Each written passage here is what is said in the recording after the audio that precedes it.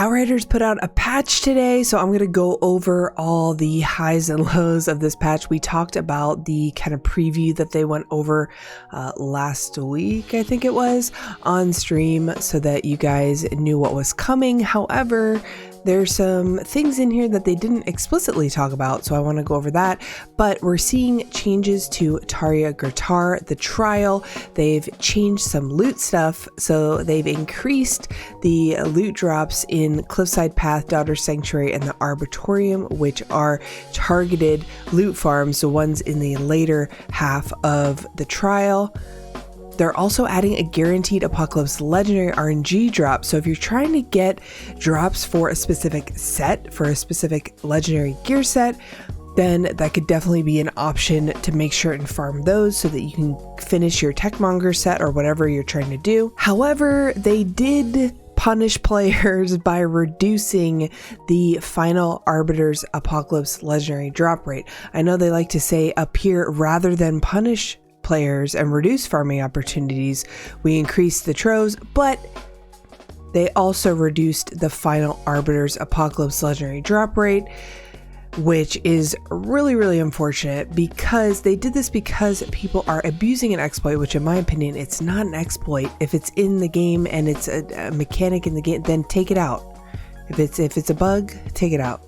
They can't take it out because of how things are coded or whatever.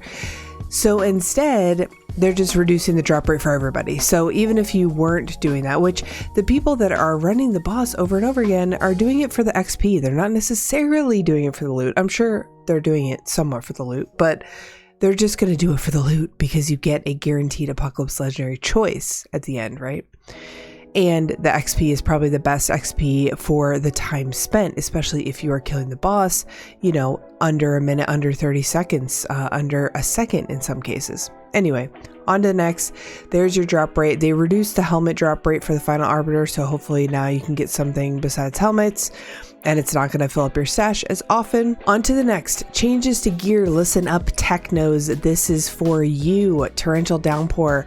They changed the helmet, upper armor, and lower armor to skill, or to status power, and status power. So they took away a cooldown reduction, which is good because normally you max out on cooldown reduction on your gear anyway. So now we're going to get a status power set for that. Grim Inventor, they also changed to status power, and this is because of the depleted core Pax node in the top tree. So you go down to skill Life Leech. I'm currently downloading the patch right now, or else I would show you guys in game, but you would go down to lethal devices, in the top tree, and then you would go to the bottom capstone of that, which is depleted core, which is going to give you a crazy damage bonus based on your status power. So now these gear sets for your minigun, pain launcher, and scrapnel, and all your ordnance stuff are going to have status power. So these are going to be really strong sets right now, because I was kind of playing around with these yesterday and it almost felt better to just use the Technomancer set because it had status power. So now it gives us a reason to use some of these other sets. Will they be the best in slot? I could see Torrential Downpour definitely being best in slot for Scrapnel. It's amazing. Shrapnel's really good right now.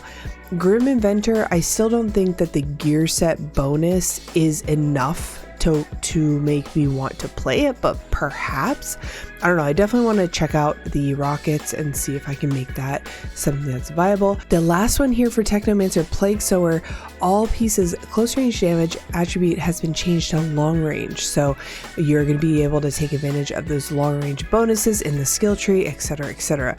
Now, these changes are not retroactive.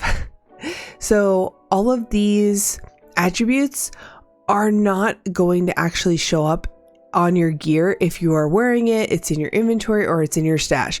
You need to refarm this gear to get the new stats. So if you like the old stats, then you're just going to have to level up your gear that you currently have and hold on to it. It'll be like a cool little, relic of the past type of thing. But if you want the new status power stuff, you're going to have to farm for it, unfortunately. and good luck because the last boss has lower drops. All right, so that is it for the techno stuff, and then that's about it. Bug fixes at the end. It fixed a bug, have fun, No Ocreal of the Trader bug fix yet. They haven't really even acknowledged that that's a bug where you can interrupt or freeze Ocreal before they do the obliteration, and it can cause you to just wipe and you can't really do anything about it. So if you guys have been experiencing that, know it's a bug, just don't throw out your cryo turrets, just throw out your blighted and shoot him a little bit until he raises the rocks, and then go for the big damage stuff. Anyways, that's gonna do it for me. This is all on Reddit if you guys want to check it out. But I'm going to download the update, check out those few Technomancer sets, and then if you want to see what I do with it, you can check me out on twitch.tv/abbyhour, and I will see you guys in the next one. Bye.